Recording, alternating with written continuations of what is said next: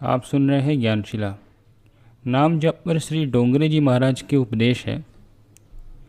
श्री डोंगरे जी महाराज कह रहे हैं कि रावण और दुर्योधन अगर नाम जप करते तो वो गलत रास्ते से हट के उचित मार्ग पर अग्रसर हो सकते थे। रावण और दुर्योधन तो मर गए, लेकिन उनके जैसे लोगों की इस कलयुग में भरमार हो चुकी है, यानी उनके जैसे वृत्ति रखने वालों की। रावण तो ब्राह्मण था और महाज्ञानी भी था, लेकिन उसकी गिनती इतने विद्वान और पढ़ा लिखा होने के बाद भी राक्षसों में ही होती थी। वो कोई अनपढ़ तो था नहीं, बहुत पराक्रमी, लेकिन उसकी जो नीयत थी वो तो थी गलत। इतनी विद्या जो उसके पास थी वो भी उसको सुधार न सकी। जैसे आज के इस कलयुग में अपनी पढ़ाई लिखाई और तकनीक का प्रयोग सृष्टि और मानवता के विनाश के लिए ही लोग कर रहे हैं, उसी प्रकार रावण जो था वो भी अपनी चीज़ों का इस्तेमाल विनाश के लिए ही प्राय किया करता था। रावण स्त्रियों को काम भाव से देखता था।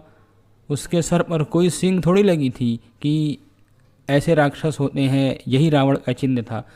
मूल रूप से उसकी जो वृत्ति थी, वृत्तियों पर वो काम कर रहा था, वो देखने और समझने की बात है। देखिए, असल में जो राक्षस की कल्पना की गई है शास्त्रों में, वो मूल रूप से हमारी मन की नीयत और वृत्तियों को ही दर्शाता है। जिन वृत्तियों के कारण रावण का पतन हुआ, ऐसे ही दुर्योधन भी था। वो भी पढ़ा लिखा था, लेकिन उसकी भी वृत्ति तो कलुषित ही थी। पांडवों से द्वेष करता था। उसका मामा उसे जो पट्टी पढ़ाता वही वो सही समझता था। अपनी शिक्षा और विवेक का इस्तेमाल नहीं करता था।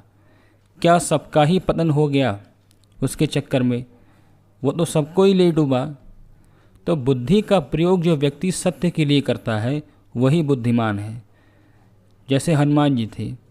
हनुमान जी को भगवान राम ने बुद्धिमान की पदवी दी तो वे बहुत खुश हुए, लेकिन साथ ही उन्होंने एक और बात भी कही राम जी से।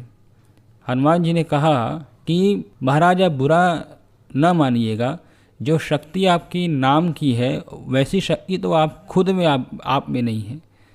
राम नाम में जो शक्ति है यानी वो भगवान राम में भी नहीं है।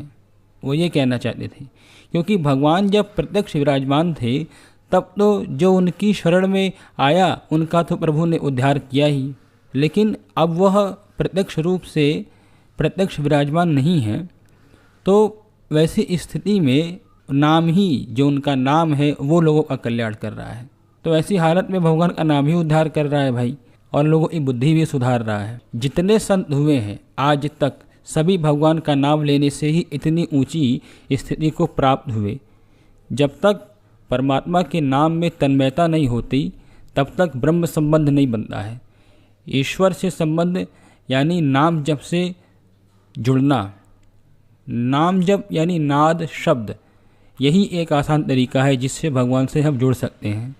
बाकी तो कोई तरीका नहीं दिखता है जो इतना सरल और सुगम हो।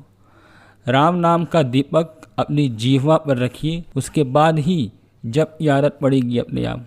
लोग जीभ से कई वर्षों तक जप किए होंगे जो लोग, वही लोग मन से जप कर सकते हैं। बहुत लोग ऐसा कहते हैं कि मुझे मन से जप करने की अभ्यास आदत नहीं पड़ रही है। तो पहले मन से जप करने के लिए आपको जीह्वा का सहारा लेना पड़ेगा। पहले आपको अभ्यास ऐसा डालना होगा कि जो फिर अपने आप जप होने लग जाए अंदर ही अंदर, यानी अजपा जप होने लग जाए। तो ऐसा अभ्यास करने से धीरे धीरे क्रमशः इसकी वृद्धि होती है।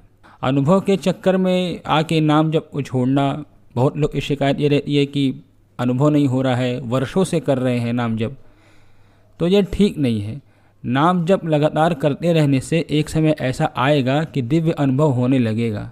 कलयुग में भगवान का स्वरूप तो छिपा है, लेकिन नाम तो जो है प्रत्यक्ष प्रकट है। इससे लाभ तो आसानी से लिया जा सकता है।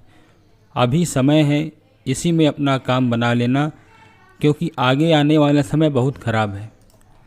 तो इसलिए ये बात बार बार जोर दे के कहनी पड़ती है कि परमात्मा का निर्गुण निराकार अथवा सगुण साकार स्वरूप दिखाई नहीं देता, निर्गुण निराकार ईश्वर आँखों से नहीं देख पड़ते हैं, बुद्धि से अनुभूत होते हैं।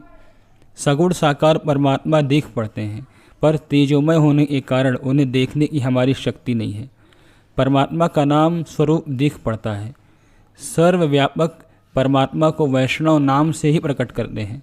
वैष्णव लोग जहाँ नाम का प्रेम भाव से कीर्तन करते हैं, वहाँ पर ईश्वर आते हैं, वहाँ पर ईश्वर का अंश साक्षात प्रकट हो जाता है। परमात्मा ने जगत में अपना स्वरूप तो छिपा दिया, पर नाम को प्रकट कर दिया। इस बात को ध्यान में रख करके अधिक से अधिक जितना लाभ हो सकता है उतना हमें लेना चाहिए, क्योंकि अभी समय है, आगे पता नहीं कौन कितना दिन जिए और समय भी खराब आ रहा है। इस वजह से हम लोगों को जितना ही अधिक हो सके नाम से लाभ ले लेना चाहिए। धन्यवाद। ये तथ्य भागवत रसामृत नामक पुस्तक में भी आपको मिल जाएगा और गीता प्रेस से प्रकाशित भागवत नवनीत आदि में भी इसके कुछ अंश आपको मिल जाएंगे।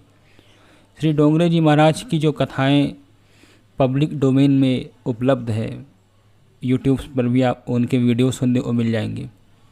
सारी स्रोतों में आपको जो बातें कही गई हैं मिल सकती है, आप देख सकते हैं। ये सारी बातें उन्हीं की थी। धन्यवाद।